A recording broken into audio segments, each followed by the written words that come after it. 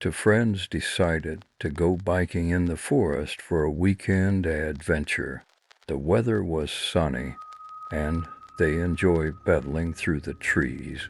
As they ventured deeper into the forest, they navigated through various interesting paths, laughing and joking all the while. However, after a while the forest became denser, and they lost their sense of direction. The trails started to look alike, and they struggled to remember which way they had come. Without panicking, they took out their map to try to find their way, but nothing in the depths of the forest looked familiar. As the sky darkened, their anxiety increased. They knew they had to find the way out quickly. As the sun set, the forest began to cool, and a dense fog started to settle. Noticing this, the two friends tried to move more carefully to find the exit. However, the thickening fog and cold made it difficult to orient themselves. Just then they heard a strange rustling sound from deep within the forest. When they turned to look, they saw a terrifying creature with massive horns and glowing red eyes standing before them.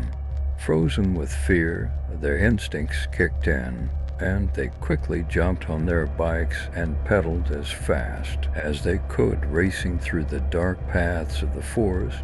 Branches and leaves hit their faces as they pushed with all their might to escape. The creature, with its giant strides, was closing the distance between them.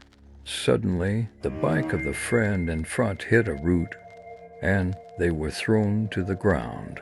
The other friend had to stop to help, but the creature was already upon them. As they tried to get up, they could hear the creature's heavy breathing and thundering footsteps approaching.